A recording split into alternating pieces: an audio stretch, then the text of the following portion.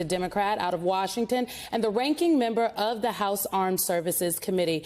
Congressman, thank you very much for being here. I mean, obviously, with the very delicate situation, the war that is unfolding between Israel and Hamas, the United States Congress is an important player here. There's aid that has been discussed that Israel needs, not to mention our allies in Ukraine, and yet the House does not have a speaker.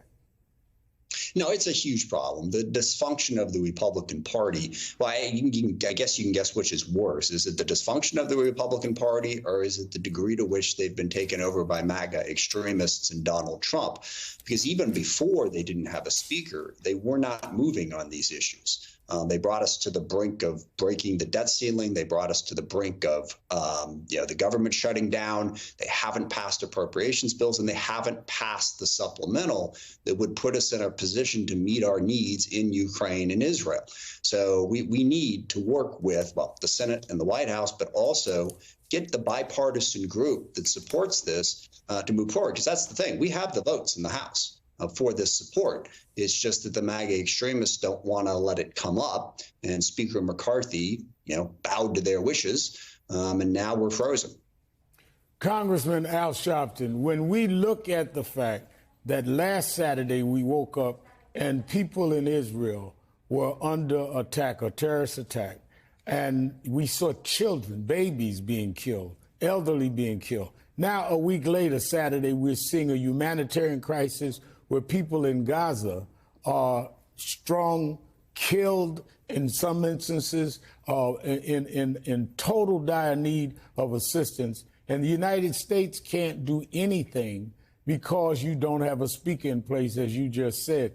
How do we even try and negotiate a peace and some sanity when you have people that are bound to just kill people because of who they are, and the United States does nothing? Do you think this sense of urgency even matters to some of your colleagues while we're looking at human disaster every day, all night? Does this even matter to members of Congress? Well, Al, let me just say, fortunately, there is a sense of urgency with the Biden administration. They are actively engaged in trying to meet all of those challenges that you just outlaid, and also meeting the humanitarian crisis that is in Gaza.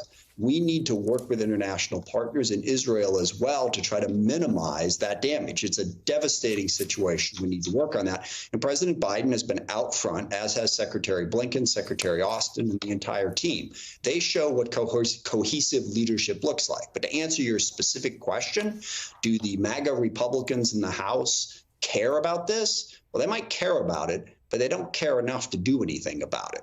They care more about, sticking with their allegiance to Trump and to the extremists. And if that causes dysfunction, they'll take the dysfunction. And it's something that I hope the American people notice. We need a House that's functioning. And I don't like to be overly partisan, but I think it's pretty clear right now that if you want a functioning House, you need Democrats back in charge. And last point on this, and I've spoken with Leader Jeffries on this, we are prepared to work in a bipartisan way with the Republican conference anytime they want that.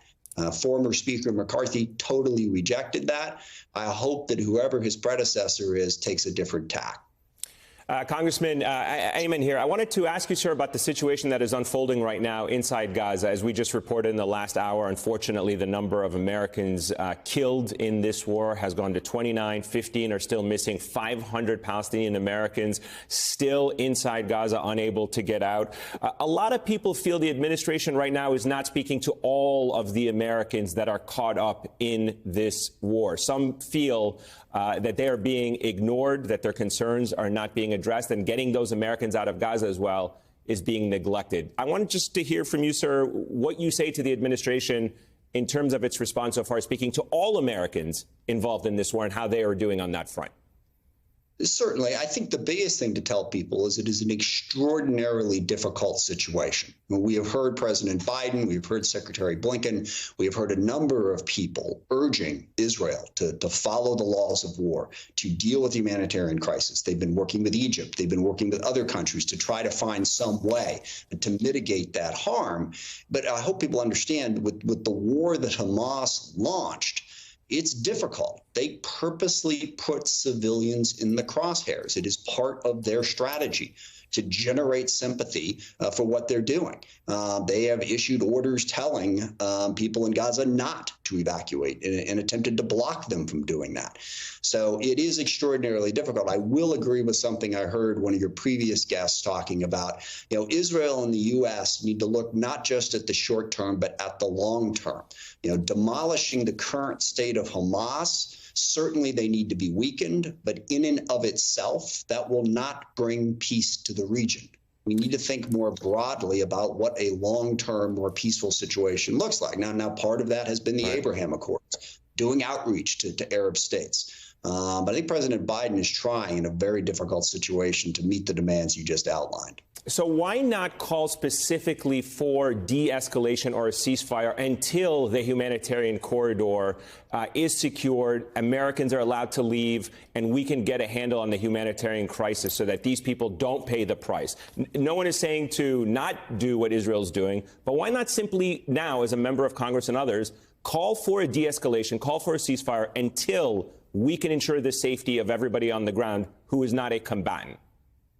Sure. Well, the answer to that question is, Israel's fighting a war, and it's a very difficult war. They are under threat from Hamas. They're under threat from Hezbollah. If we call for them to de-escalate, is anyone going to call for Hamas and Hezbollah to de-escalate? How does Israel protect their interests and protect civilians at the same time? Sadly, given what Hamas did, Israel cannot simply stand down at this point. And then you say, well, okay, they can fight, but be careful about it. And I agree with that. But that's really hard to do. So we should call for humanitarian corridors, for humanitarian assistance. It's hard at this point to tell Israel how to defend itself after what happened last week. Congressman, before we let you go, I definitely want to talk about the speaker situation unfolding in the House of Representatives. On Friday, Republicans nominated Congressman Jim Jordan as their speaker designate. Now, he does not have the number of votes required to actually be the Speaker of the House yet, which I think is why you all went home this weekend, and you are coming back on Monday, is my understanding. Jim Jordan is, among other things, he is an election denier. We have a lot of conversations in this country, and I know I've spoken to you previously about our democracy. What has the conversation among the Democratic caucus been about the likes of Congressman Jordan and the fact that that is who Republicans have put forward at this time?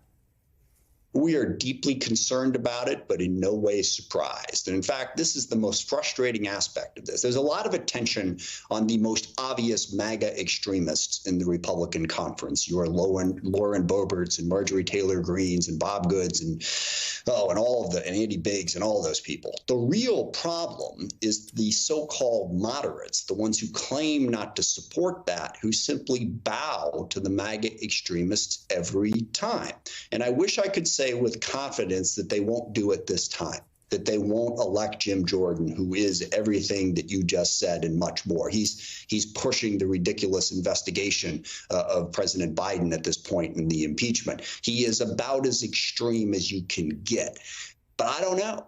The moderates, they cave every single time. I hope they don't cave this time, but we're deeply concerned that they will. We'll wind up with Jim Jordan as Speaker, and the House will become even more partisan and more dysfunctional.